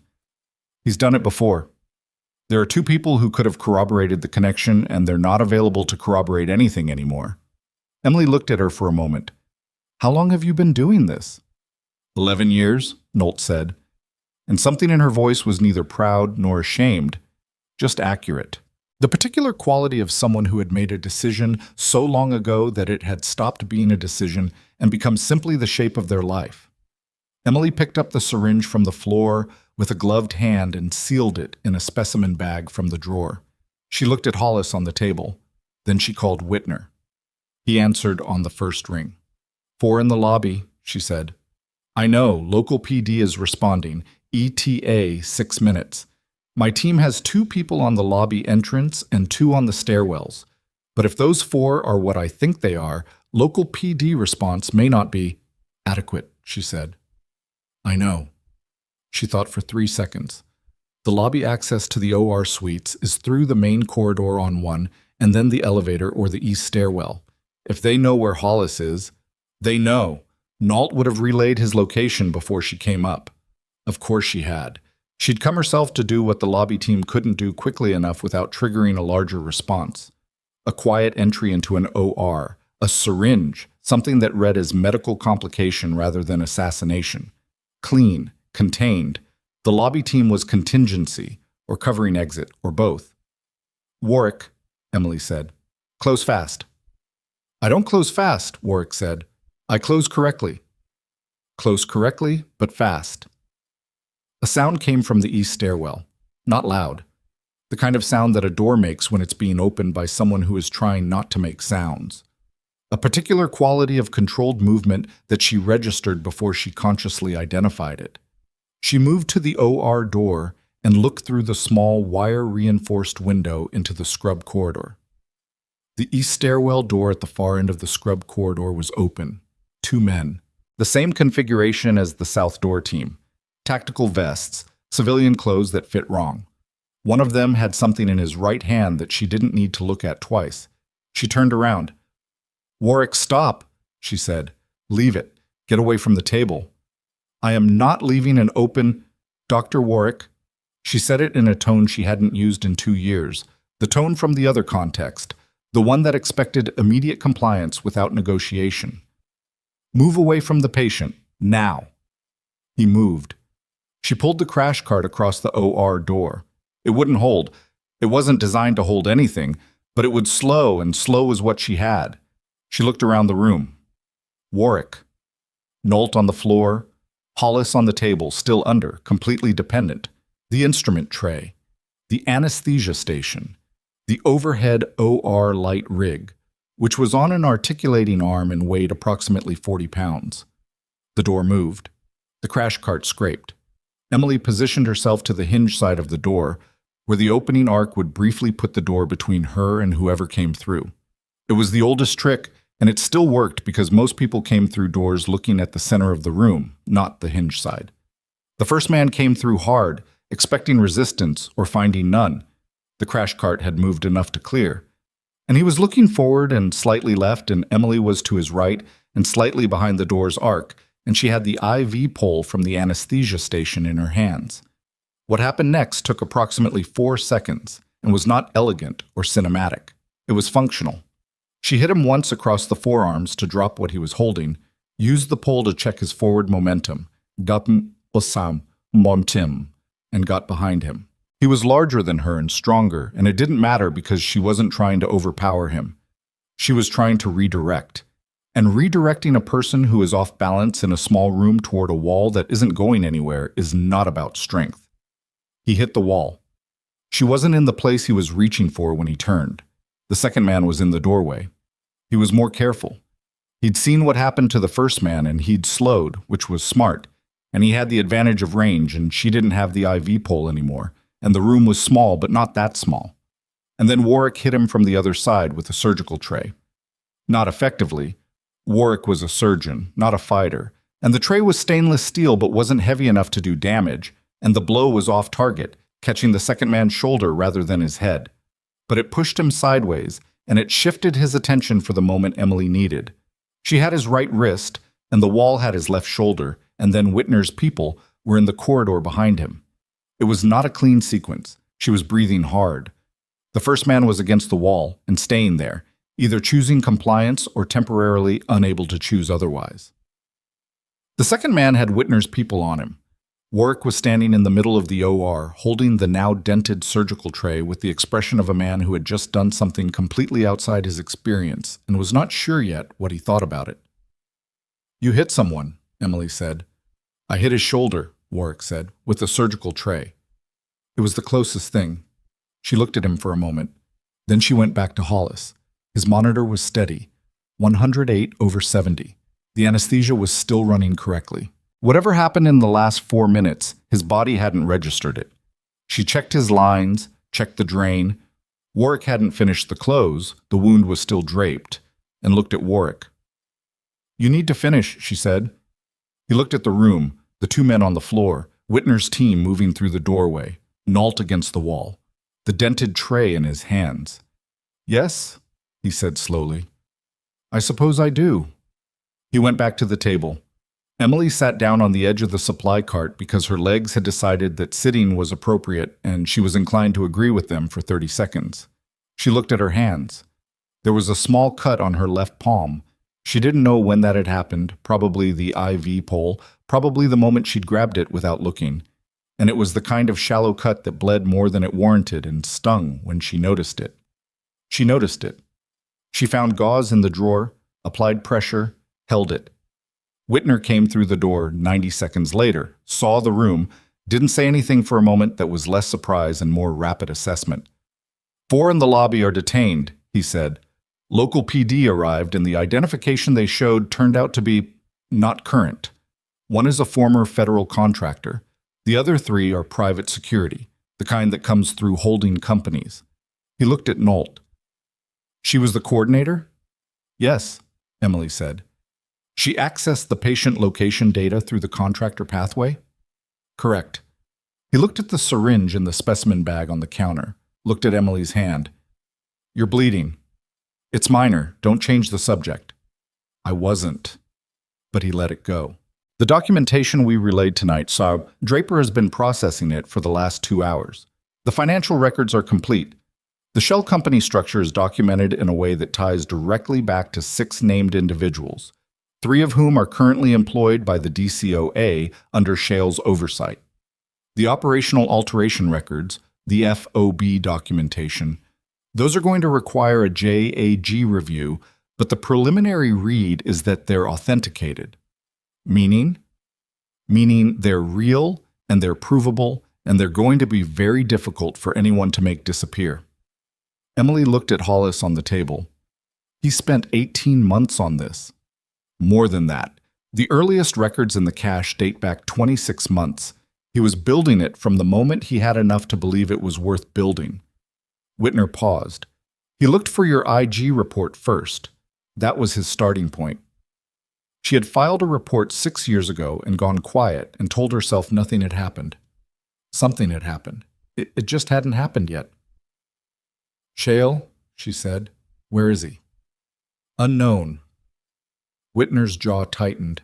"He made the call to you from a number that traces to a prepaid device. Location data puts him in the Raven Falls metropolitan area as of 90 minutes ago, but he moves. He has resources. He's not going to run," Emily said. Whitner looked at her. "He called me himself," she said. "He tried the phone before he committed to the second wave tonight. That's not someone who's already in flight mode. That's someone who still thinks he can manage the outcome. He's not running yet. He's adjusting." "Adjusting to what?" "He doesn't know yet that Nault is in custody. He doesn't know the OR team failed." She stood up, discarded the gauze, looked at her palm. The bleeding had stopped. "He's waiting for a report that isn't going to come, and when it doesn't come, he's going to call someone." "He can't call Nault. He'll call someone else. He has layers. He always has layers." She thought about the voice on the phone, the particular quality of a man who had operated with impunity for 11 years. But those layers are collapsing. The lobby team is in custody. Nault is in custody. The documentation is out of his reach. Every call he makes now is another connection that gets logged. Whitner was very still. She could see him thinking. The Congressional Oversight File, he said. Your original IG report. If that's authenticated alongside Hollis's documentation, it establishes a timeline, Emily said. It establishes that the information was reported correctly through proper channels and was deliberately suppressed by named individuals. It's not just the fraud and the FOB action anymore, but it's obstruction. Sustained, organized, documented obstruction. That takes it from a military justice matter to a federal criminal matter. Yes. He pulled out his phone. He made a call that lasted 45 seconds, speaking in short, specific terms to someone she couldn't identify. When he hung up, something in his posture had shifted. Not relief, nothing as simple as that, but the particular adjustment of someone who has been operating at the edge of their authority and has just gotten the call that expands it. DOJ has been briefed, he said. FBI field office in this region has a duty agent on the documentation. Given what's in Hollis's cache, this is going federal within the next 2 hours. He looked at her steadily. Emily, you need to make a formal statement, on record, tonight, about the IG report and your direct knowledge of the FOB action. She'd known this was coming. She'd known it since Sublevel B when he'd told her about the congressional oversight copy. Okay, she said. There will be a period where this is very visible. Your name is going to be part of this record. I know. People who tried to make you invisible for 6 years are going to have very public attention on them because of your name being in that record. I know, Whitner. He looked at her for a moment, then he nodded once, which was as close as he seemed to come to something that acknowledged the weight of what she'd just agreed to. Warwick said from the table, I'm closing. The room recalibrated. Emily pulled herself back to the immediate task, which was the patient, which was always the patient, and she assisted the close the way she'd been trained, a different version of training than the one Warwick knew about. But the hands worked the same way regardless of where they'd learned. Warwick didn't comment on her technique. She suspected he'd filed it somewhere to think about later. Hollis came out of anesthesia in the recovery area at 6:14 a.m., in a room that Whitner had secured with 2 personnel outside the door and a secondary check on all staff access. The sun was starting somewhere outside the building, the particular quality of light that comes through hospital corridors in the early morning and makes everything look provisional, like the night's events are still in the process of being real. He surfaced slowly, blinking, the confused interval of coming back from under. Emily was there. Surgery's done, she said. Warwick closed the bleeder. You're going to be okay. He looked at her for a moment with the unfocused gaze of someone whose brain was still negotiating with the anesthesia. Then it cleared, mostly. Nault, he said. In custody. The lobby team. Detained, he processed. Shale. Not yet, she said. Working on it. He was quiet for a moment, then quietly. You didn't have to stay. She looked at him. You came to a city where I was working, bleeding out, because you thought I was the person who could help make this case. You were right, which was annoying. She adjusted his blanket without thinking about it, the automatic gesture of a nurse in a recovery room. Of course I stayed. He didn't say anything after that. He didn't need to. The formal statement took 2 hours. A DOJ attorney named Marsh, who appeared at Hargrove Regional at 8 a.m. looking like she'd been awake for 3 days, but had very good shoes and a digital recorder that she placed on the table with the precision of someone who understood that this recording was going to matter, sat across from Emily in the hospital's small conference room on level 2. Whitner was present. Draper was present. Roland, who had somehow maintained the charge desk through the entire night and had the specific look of a man who was going to have a very long debrief with his own memories later, had arranged coffee that nobody drank because it was terrible hospital conference room coffee, but that everyone held. Emily told the truth. She told it in the order she'd experienced it, which wasn't the most economical order but was the most accurate, and Marsh didn't interrupt her except to clarify dates and locations. She told them about the FOB. She told them what she'd seen and what she'd understood and what she'd filed and what had happened after. She told them about Raven Falls and the 2 years that had looked like walking away, but had actually been something less resolved than that. When she was done, Marsh was quiet for a moment. "The congressional oversight copy of your original report," Marsh said. "It was filed on March 14th, 6 years ago. The reclassification attempt was documented 2 days later. The gap, that 2-day window, is what preserved it." She looked at Emily. "Someone in the IG office followed the routing protocol before they followed the instruction to suppress. We've been looking at your file for 8 months, Ms. Brooks, since Hollis's investigation flagged it." 8 months, Emily said. "We needed corroboration that we could use, someone with direct knowledge who was credible and who was still—" Marsh paused carefully. "Reachable. Hollis came to me because I was reachable," Emily said. "Everyone keeps telling me that. As if reachable was the strategy and the rest was incidental." Marsh met her eyes. "The rest wasn't incidental. You filed that report when you could have stayed quiet and your career would have continued. You filed it knowing what it might cost you. That's in the record, too." She picked up her recorder. "I think that's what Hollis was counting on." The conference room door opened. One of Whitner's personnel, Voss, who had driven the Caldwell Street run and had said approximately 11 words all night, looked in with the expression of someone delivering information that had been waited for. "They found Shale," he said. The room went completely still. "Where?" Whitner said. "Raven Falls Regional Airport, private terminal. He was boarding a chartered flight." Voss paused. "FBI field agents interdicted 20 minutes ago. He's in custody. Local FBI." A pause that contained something more. He was not alone. Who was with him? 2 individuals who are identified in Hollis's documentation as primary contract recipients. One of them is a brigadier general named Voss, who has been on the DoD Inspector General's secondary list for 14 months. Voss looked at Marsh. "They're asking for you on site." Marsh stood up immediately. She looked at Emily. "I may need you later today. Will you be available?" "I'll be in the hospital," Emily said. "That's where I work." Marsh almost smiled. She left. The conference room was quieter without her.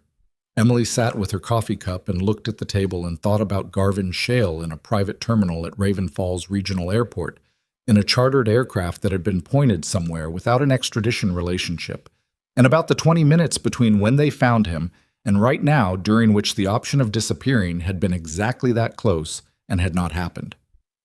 Whitner sat back down across from her. "It's not over," he said. "There are lawyers, there are processes. People like Shale don't go quietly, and the legal proceedings are going to be long." "I know. Your name is going to be in documents that are public record. People are going to want to talk to you." "You said that already." "I'm saying it again because—" He stopped. He looked like he was choosing words with some care. "Because the version of you that's been here for 2 years, in this hospital, as a nurse, that version was easier, quieter, and this version is the same person," Emily said. "I'm the same person. I just stopped pretending the other part wasn't there." He was quiet for a moment. "Your service record," he said. "Your official separation record lists the reason as administrative convenience. It's the language they use when the actual reason can't be stated." He reached into the folder he'd been carrying since approximately midnight and put a single page on the table. "I filed a correction request with Army Personnel Command at 5 a.m. Given the documentation now in federal custody, the correction is going to be approved. Your record will reflect that you resigned after submitting an official complaint regarding unlawful orders, not administrative convenience." He looked at her. "It's not everything, but it's the beginning of accurate." She looked at the page. It was a form. Standard government form. The kind that had a specific bureaucratic ugliness that was also, in this moment, one of the better-looking things she'd seen in 2 years. She didn't say thank you. He wasn't doing it for gratitude. She picked up the page and looked at it and set it back down. "The hospital administration," she said. "After last night, there's going to be—" "The CEO of this hospital called at 7 a.m., Whitner said. He was briefed by local law enforcement. He's aware that a patient under your care survived an assassination attempt that involved a direct incursion into his OR suite." A pause. "He would like to speak with you at your earliest convenience. His assistant used those exact words. At my earliest convenience, Emily repeated. You've been on shift since 11 p.m. yesterday, Whitner said. Perhaps your earliest convenience is after you sleep.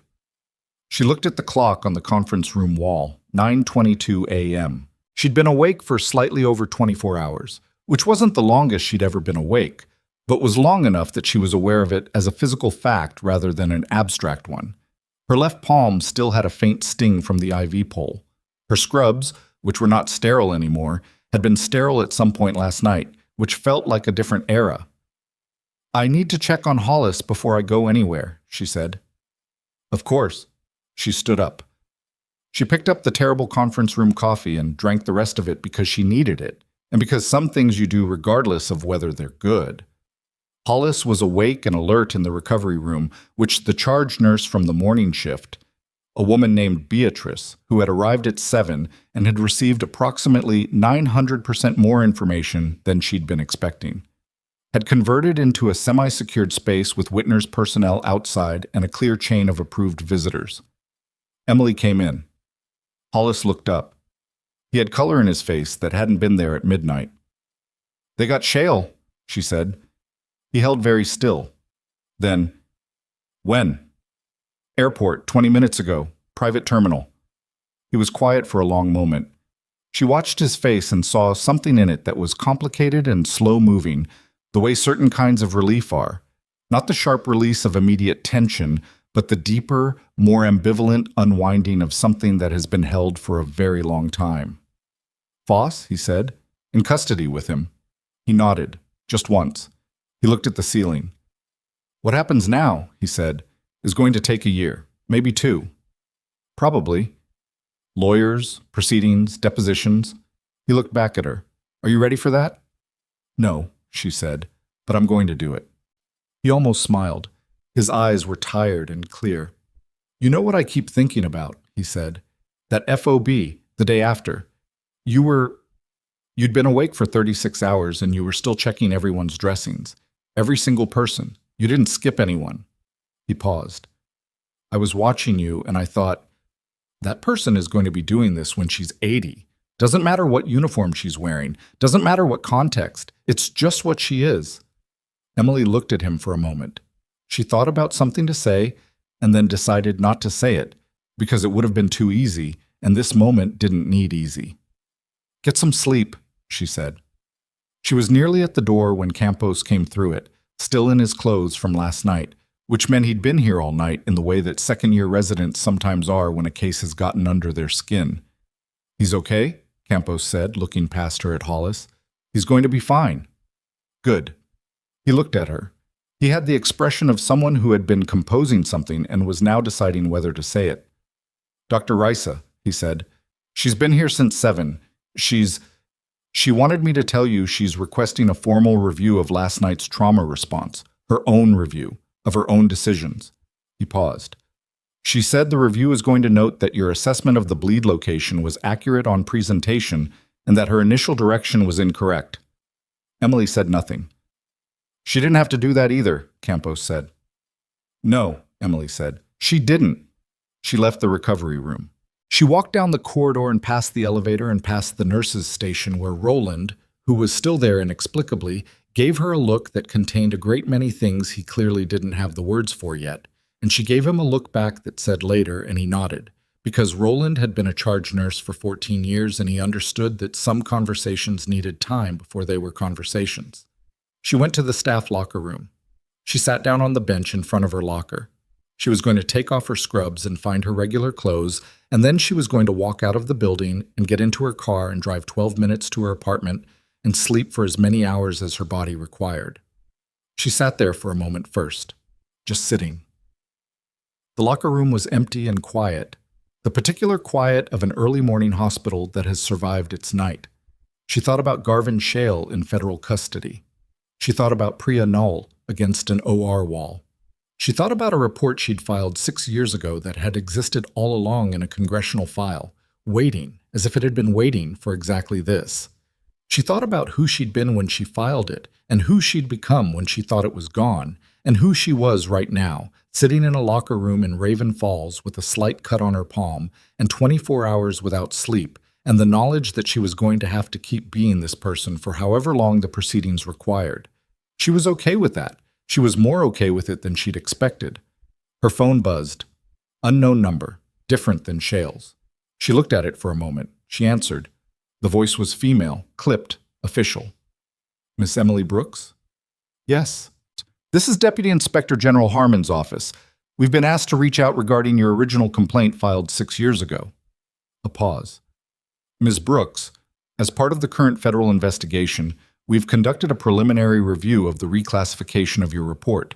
We've identified the individual responsible for authorizing that reclassification. Another pause, slightly longer. That individual is currently a deputy director within this office. The room felt very still. His name is Warren Quill, the voice said, and Ms. Brooks, he was copied on every communication between this office and Colonel Whitner's team for the last 8 months. She stayed on the phone long enough to confirm 2 things, the name Warren Quill, which she hadn't heard before, and was now going to remember the way she remembered the date of the FOB action and the access code to Unit 47 on Caldwell Street, and the fact that Deputy Inspector General Harmon's office was calling her directly, which meant the internal investigation had already begun, and they were moving fast enough to be concerned about containment. She said she understood. She said she would make herself available. She hung up. She sat on the bench and looked at her locker. Whitner needed to know about Quill immediately, and the particular problem Quill represented wasn't just that he'd buried her report 6 years ago. It was that he'd been copied on communications between the IG office and Whitner's team for 8 months. 8 months of investigative correspondence. 8 months of knowing what they knew, when they knew it, and how close they were. Which meant he'd had 8 months to prepare. 8 months to position. 8 months to build the kind of defensive architecture that people who had spent their careers inside oversight institutions built when they knew they were eventually going to need it. She changed clothes. She did it quickly. Whitner was still in the building. She found him at the charge desk on level 2, on his phone, and the expression on his face when he looked up and saw hers told her that he already knew or was in the process of knowing. He ended his call. Quill, he said, you just found out. 2 minutes ago, DOJ. He set his phone down on the desk with the controlled movement of someone managing a specific kind of anger. He was copied on everything through a standard distribution list for cases involving active military personnel. It's a legitimate pathway. There's nothing procedurally unusual about his being on the list. That's the problem. He used a legitimate pathway to monitor an investigation into people he was protecting, Emily said. Yes. His jaw was tight, and he's been in his position for 9 years.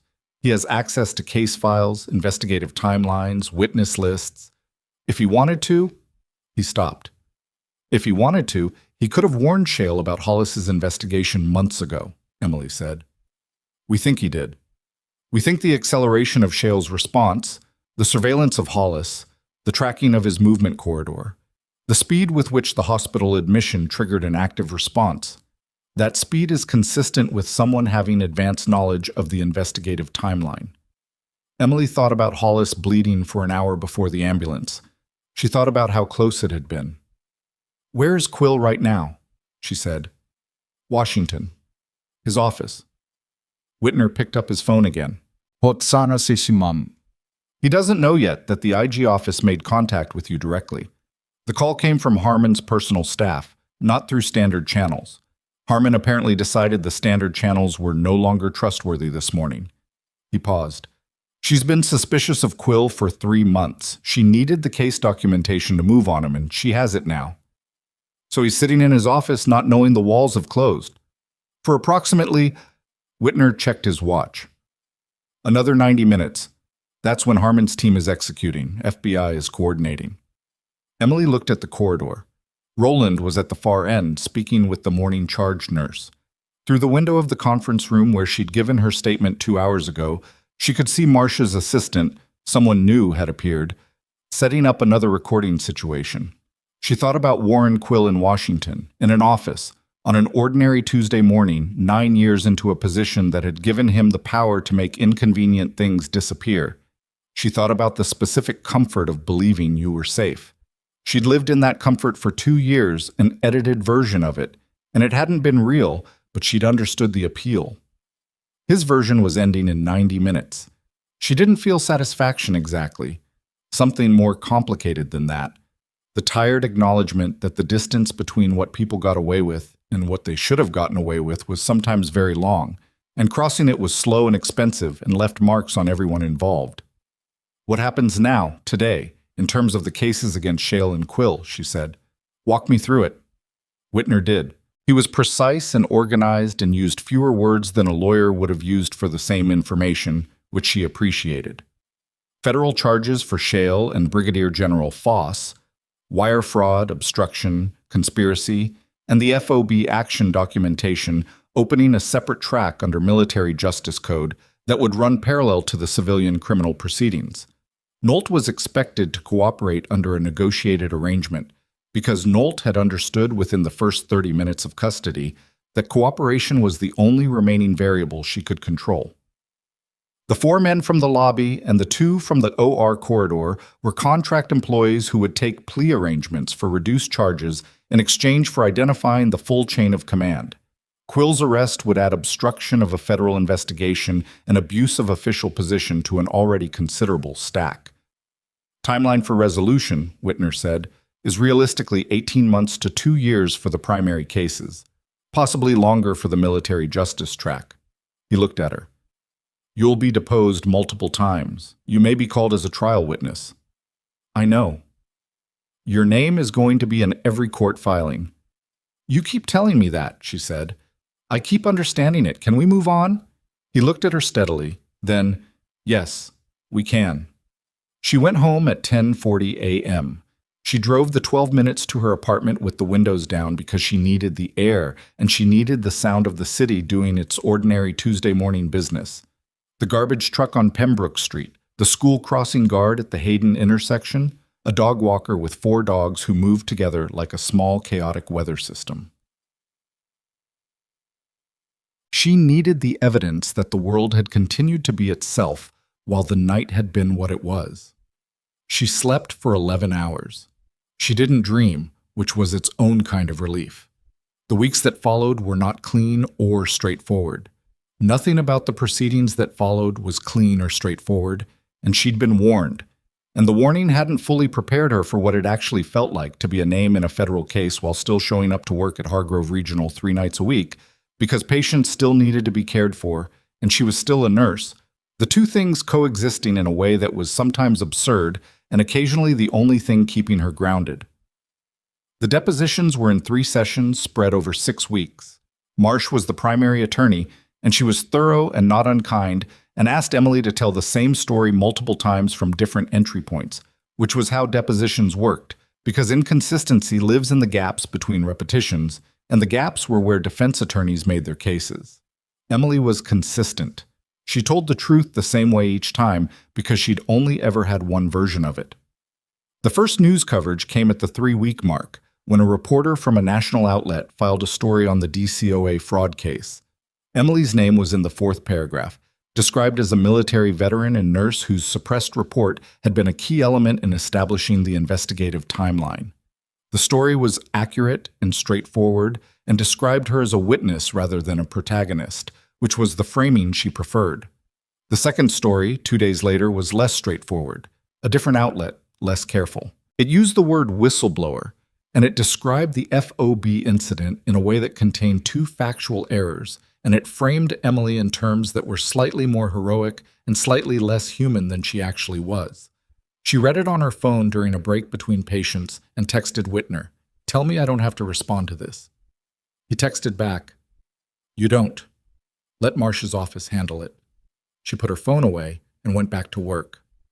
Hollis was discharged from Hargrove Regional on the 9th day after surgery, which was 2 days later than Warwick wanted and 1 day earlier than the security protocols preferred, and the compromise was a monitored recovery location that Emily didn't know the address of and didn't need to.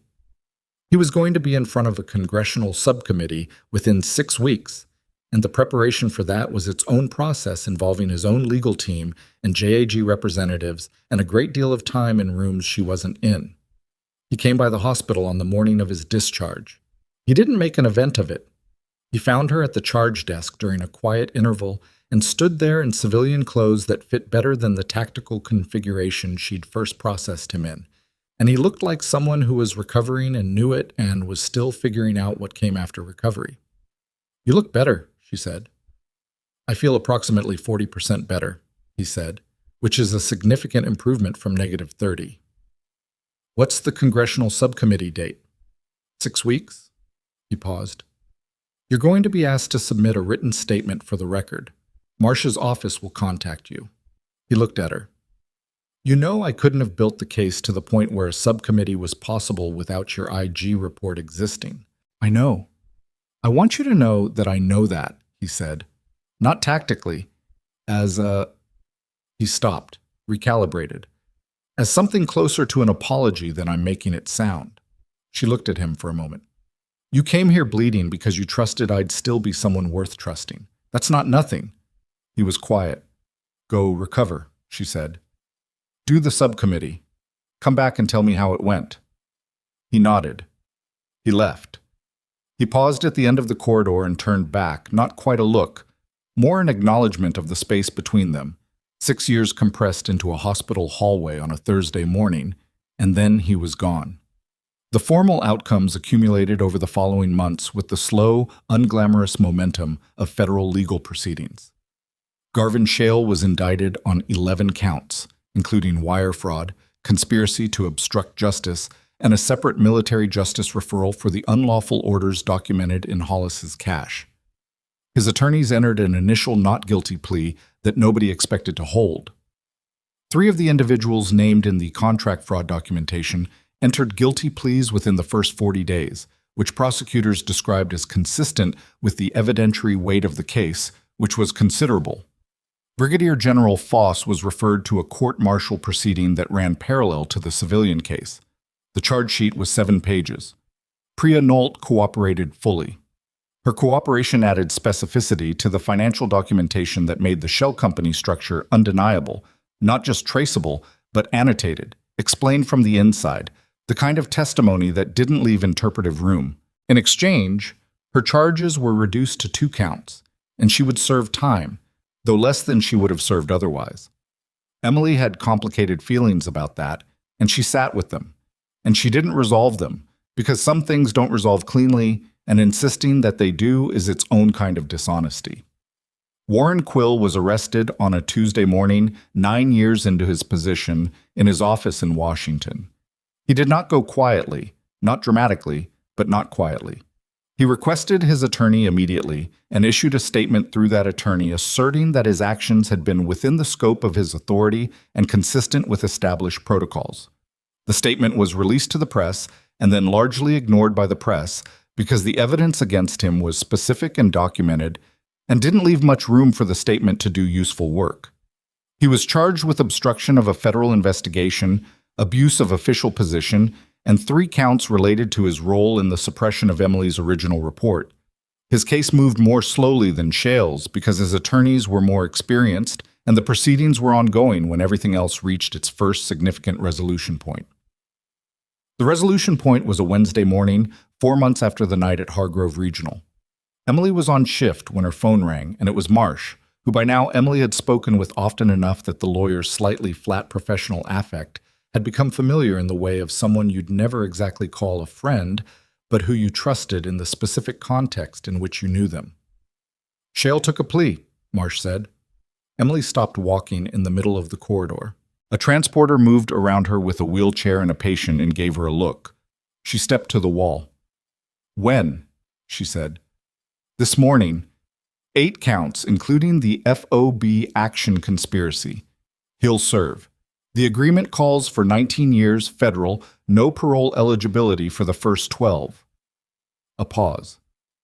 His attorneys negotiated the plea because the evidence going to trial would have included the testimony of 4 cooperating witnesses, the full documentation from Hollis's cache, and your statement. They determined that the trial outcome was not going to be better than the plea. 19 years. She did the arithmetic. He was 53. The FOB action, she said. The specific charge for what happened there. Count 7, Marsh said.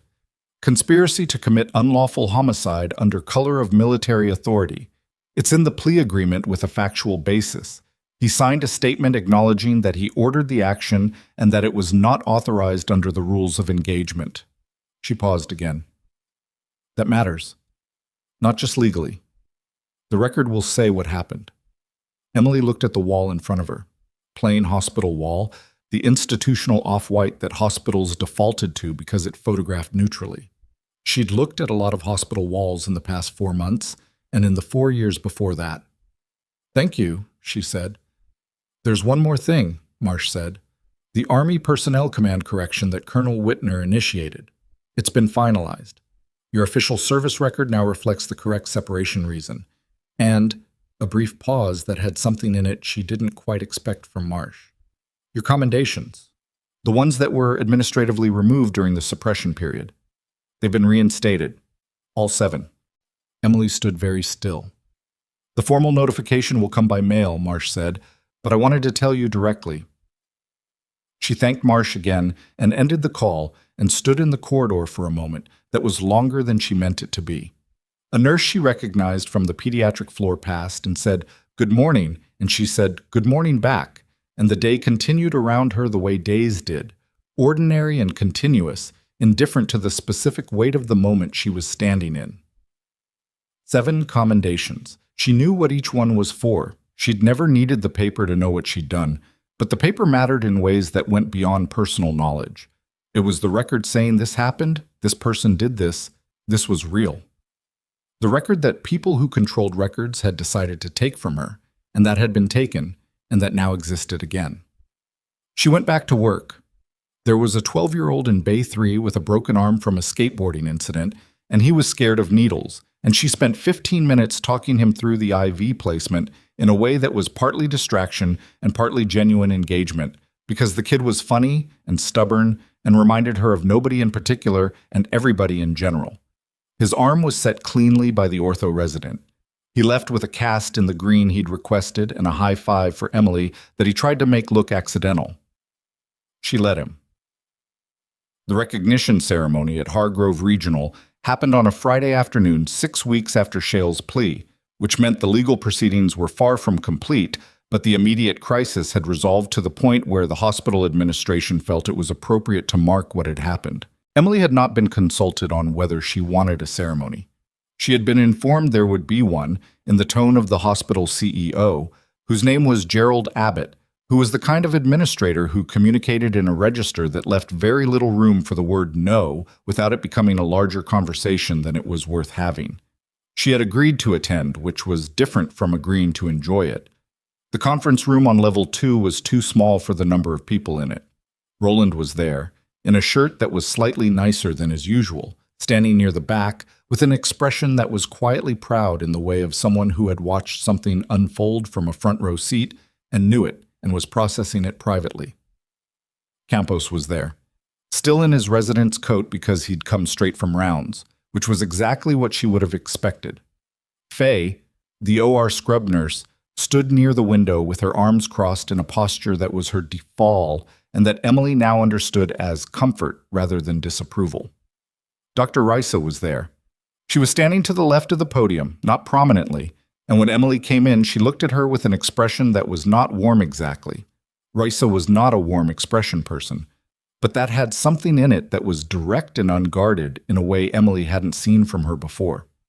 When the room settled and the ceremony did the things ceremonies did, introductions, context, the slightly stiff language of official acknowledgement, Risa spoke briefly. She didn't use prepared notes. She looked at the room and said, in her particular clipped manner, "On the night in question, I made an assessment that was incorrect.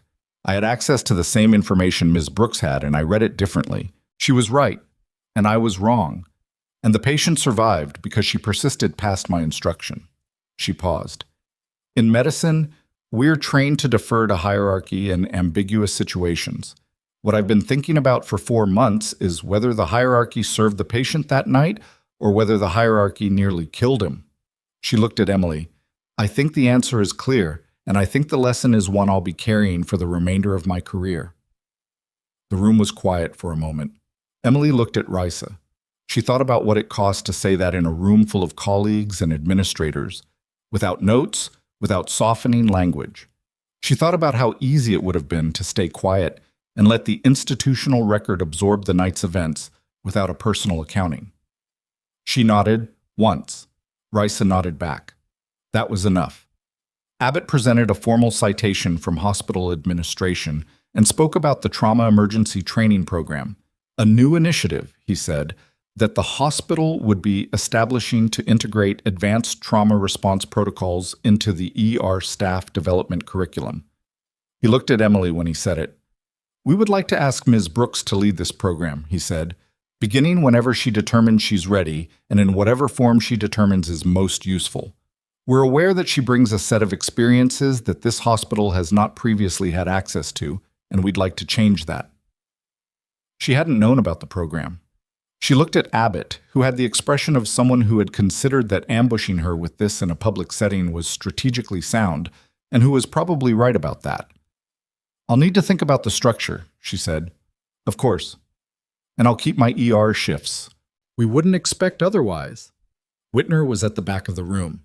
He'd come in quietly sometime during Rice's remarks, and was standing near the door with the same expression he'd worn most of the night she'd first met him. The one that was not quite readable, but was more present than it appeared. He caught her eye and gave her the small nod that was his version of something significant. Hollis was there too. She hadn't known he was coming. He was near the window on the opposite side from Faye, in civilian clothes, looking substantially more functional than the last time she'd seen him in this building. He'd lost some of the hollowed-out quality of recovery and had something more settled in its place. After the formal portion ended and the room shifted into the less structured movement of people talking to each other and eating the catered food that hospitals always ordered too much of, he made his way to her. Congressional subcommittee was last week, he said. I know. I submitted the written statement. It was good. Marsh told me. He looked around the room. How do you feel about all of this?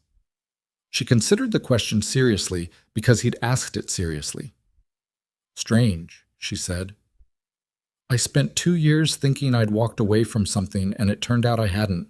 I'd just stopped moving. She paused. I don't know yet if what comes next is better than what I thought this was going to be. But it's more honest. He was quiet for a moment. You saved my life twice.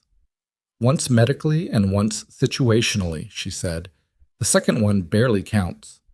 It counts, he said, without arguing it, just stating it. You were never just a nurse. You know that. I was always just a nurse, she said. That's not the part that was wrong.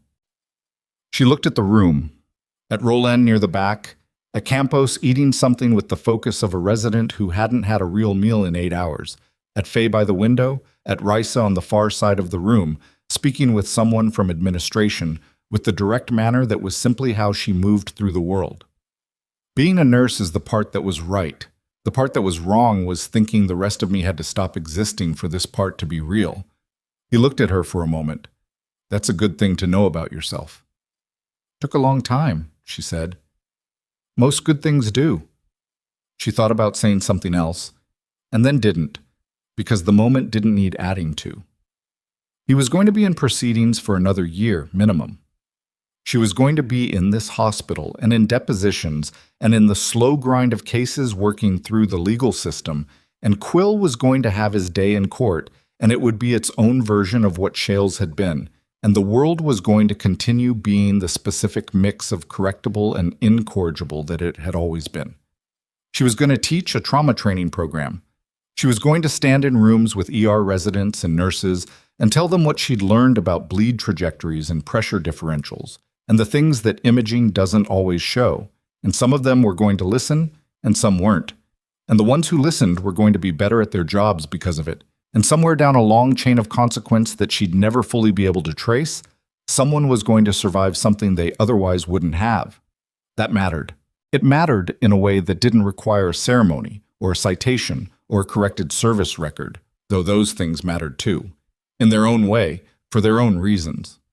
What she'd learned, what 4 months and 6 years and 1 long night in a hospital had clarified into something she could hold, was that the choice to tell the truth about what you'd seen was not a heroic gesture. It wasn't cinematic. It was just a thing you did because the alternative was living in an edited version of yourself. And edited versions had gaps where the real things used to be, and the gaps got heavier over time. She'd filed a report 6 years ago. She'd been ignored, buried, quietly pushed out. And she'd told herself the silence was an ending. It wasn't. Silence is never an ending. It's just what happens while you're waiting for the record to catch up to the truth. The record had caught up. She picked up a cup of coffee from the catering table. It was better than the conference room coffee, marginally. And she stood in the room where people who knew her were talking and eating and being alive, and she thought about the 12-year-old with the green cast who'd tried to make his high five look accidental. She thought about tomorrow's shift. She thought about the training program and what the first session should cover. She thought about what it felt like to stop pretending that only part of yourself was allowed to show up to the work. It felt, she decided, like the right kind of uncomfortable. The kind that meant you were standing in the correct place, finally, after a long time of standing somewhere easier and smaller. She stayed until the room emptied. She turned off the conference room light when she left. Outside, Raven Falls was doing what mid-sized cities do on Friday afternoons. Traffic, voices, the particular late autumn light that turned everything briefly gold before it went gray. She stood on the hospital's front steps for a moment and let the air be cold and real and ordinary. She had never stopped serving. She had just, for a while, forgotten that service didn't require silence. She walked to her car. She drove home. She had work to do.